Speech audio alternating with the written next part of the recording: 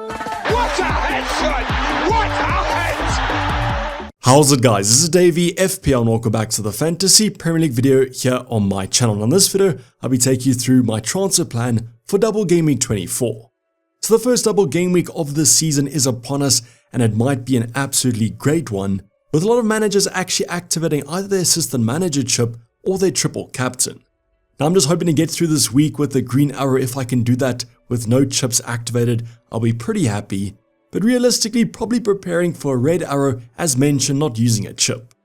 So I'm going to have to rely on my starting 11 to get me every point this week. And obviously in this video, I'll go through my current starting 11 as well as my transfer plan. Before we do that, a quick look at Game Week 23. Finally, I can bring you guys some good news. After a ton of red arrows, we finally on a green arrow. And it was quite a big one, to be honest. So if you guys want to check out my plans for Double Game Week 24 as well as how Game Week 23 went, sit back, relax, and let's get straight into it. So yes, as mentioned, finally a green arrow was on the cards, and it was a pretty sizable one, about 100k places. So thanks to those 80 points, we are sitting at the 142k mark, a rank that looks a little bit more respectable, but hopefully we can move on to this and have a few more greens. Now for upcoming Double Game Week 24, I've got 2 free transfers and 0.8 left in the bank, so a small upgrade can be made if you want to go there. But you guys let me know how your game week went. The majority of my kind of members, legend members, we probably all brought in Gakpo, so pretty good game week. But let me know how your game week went. Was it a good, a bad, a terrible one? And how's that overall rank looking? Don't worry though if you guys aren't happy with your rank. As mentioned, the first double of this season is upon us. The chip strategy season is nearly upon us. So a ton of places can be made up in the next few weeks. But let's go over where those 80 points came from. First of all, on the bench, we had Fabianski, who lost his place. We spoke about this a few game weeks ago, and it's actually come true. Now this is a major concern because with the upcoming kind of blank game weeks, Fabianski might have been a mainstay. So him losing his spot and with no clarity about it, that does put a little bit of a spanner in the works. We also benched Robinson, luckily lost their clean sheet quite late into the fixture, as he was on for another 8-pointer. Between him and Munoz, it was quite close, but opted for the Crystal Palace defender, and that decision actually looked quite correct now. Enzo as well started the fixture against Man City, but overall quite a quiet game from Chelsea. And then Greaves got a goal against Liverpool. So yes, if you guys managed to have the double up in those Liverpool assets, you probably have Greaves somewhere on your bench. Absolute FPL history here, wiping out that clean sheet as a 3.9 defender. But nice to see him back in the lineup. I guess if we do need some coverage in terms of our defenders, he's going to be there, but probably rooted to my bench most game weeks. Now the double up from the Arsenal defense, Raya plus Gabriel came in clutch, getting a lovely clean sheet after going down to 10 men. Now Raya also got a few bonus points plus some save points, Gabriel just the clean sheet plus the 1 bonus. But in a week when the majority of assets like Nottingham Forest and Newcastle lost the clean sheets, these two came with the goods. So it wasn't only a certain Dutch striker for us, it was actually this double up in the Arsenal defense, as their ownership has continued to dip over these past few game weeks. Then Trent, although he could have been on for a massive haul, a lovely assist to Gakpo plus the clean sheet, that was wiped out by Greaves, third on our bench. Now I guess in the long run this might not have been the worst thing in the world. I think a lot of people actually do own Alisson, Konate plus Trent. Haven't exactly calculated the effective ownership though. But Trent overall had a pretty solid game. Ipswich were literally nowhere except for that corner. Could have been another massive haul on another day. Then Munoz, we spoke about that kind of benching dilemma. He only got the assist, did lose the clean sheet, but that's 2 points gained over playing Robinson. Now just playing so forward in this kind of defensive lineup for Crystal Palace, but their centre backs have continued to get injured, and that's quite a worry.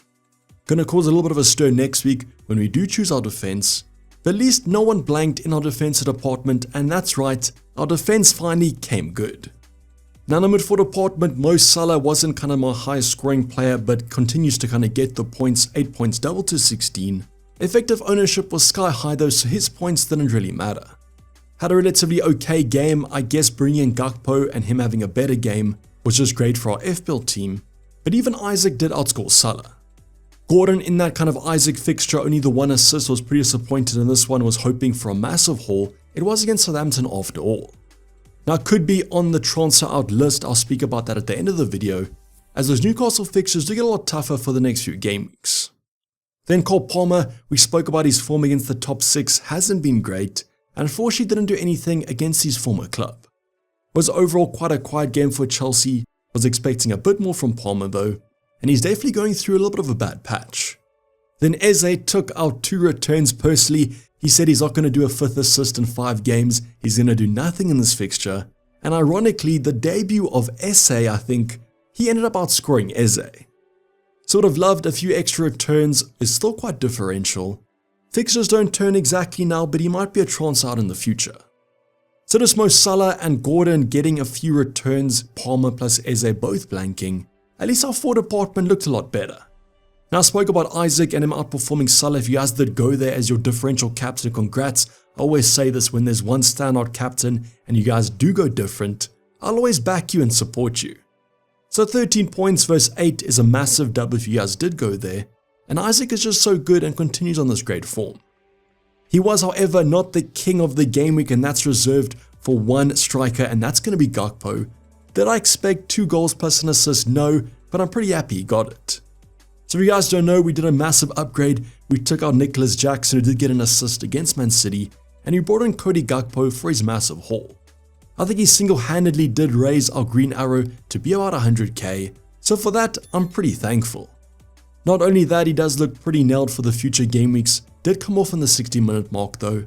Do expect a few price rises though, as most people look to bring him in.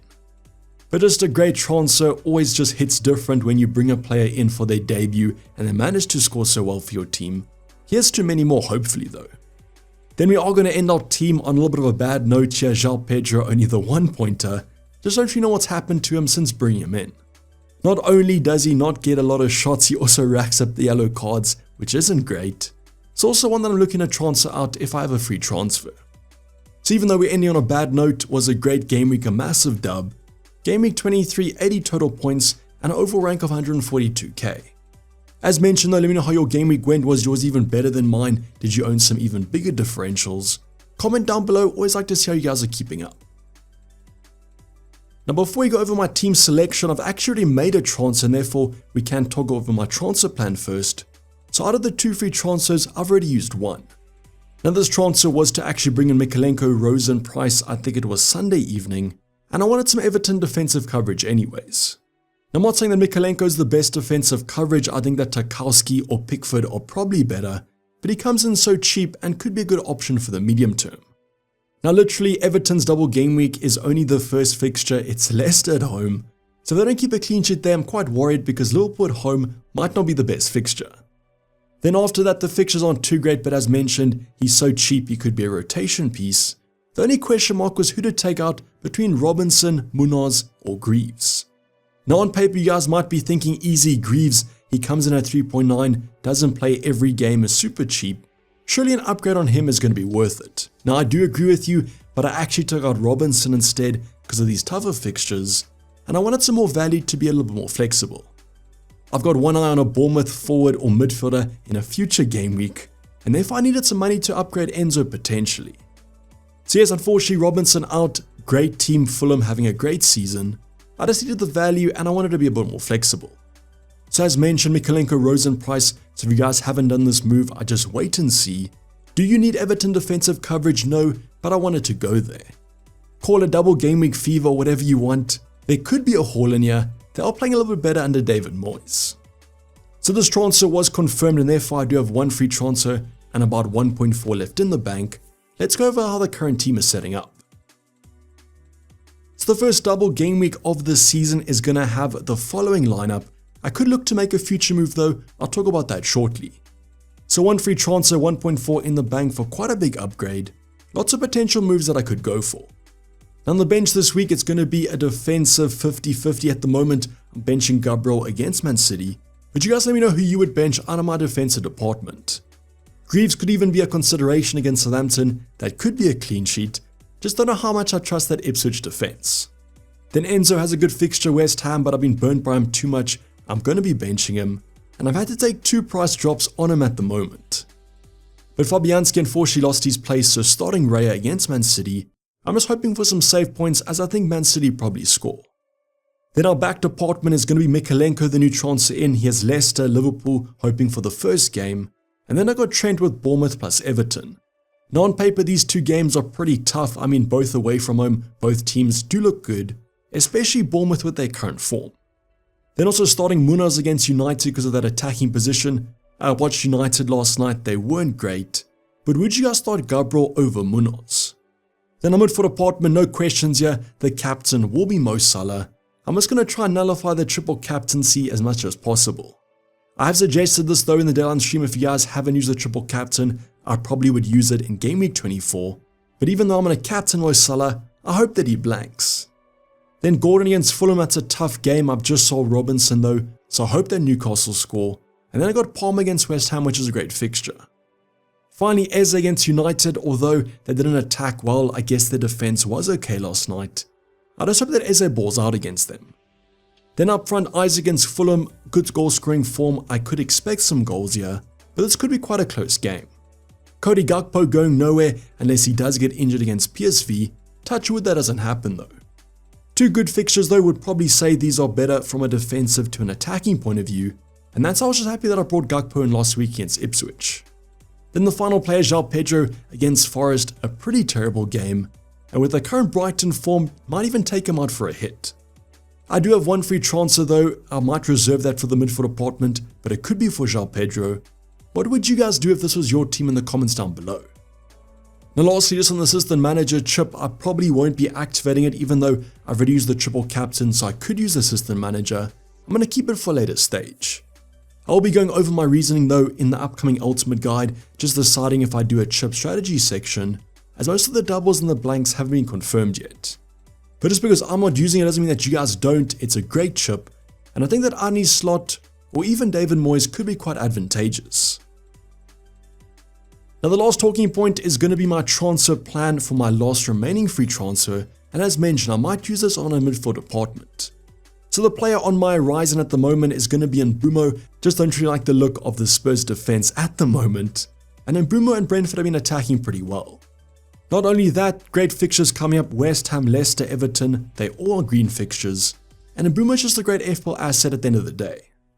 So in terms of players I could replace, it could be Eze, but it's probably going to be Gordon. If there was ever bad fixtures, these are probably going to be them. Also added to this, in terms of that League Cup final, Newcastle currently leading Arsenal, so if they do progress, Gordon will blank in a future game week. So might as well jump off the bandwagon now. Yes, Arsenal could still win this fixture, but I'm backing Newcastle to hold on and reach the final. So I do think this transfer is a little bit of a no-brainer with Mbeumo's form, but as mentioned, I could also take out João Pedro for a hit for someone like a Visa. Don't exactly know if that's too knee-jerk jumping on the Brentford attack, but João Pedro's done literally nothing, so it could be worth the -4 hit. At the moment though, the conservative approach is just the one free transfer, and that'll be Gordon out for Mbeumo. I've not confirmed this move, but if there are some price rises or price changes, I might do it. Just remember, there is European football coming up this midweek, and that's going to be Wednesday and Thursday. Tons of content still to come though, ultimate guide / chip strategy, as well as my team selection late in the week, so make sure those notifications are turned on for that one. But this is basically going to wrap up the video, guys. Hope you guys did enjoy it. Please don't like it and subscribe if you have subscribed yet. Content's still to come. Hopefully you guys are excited for the first double game week of the season. But for the time being, I'm signing off. It's me, Dayvy FPL, and I'm out. Cheers, bye.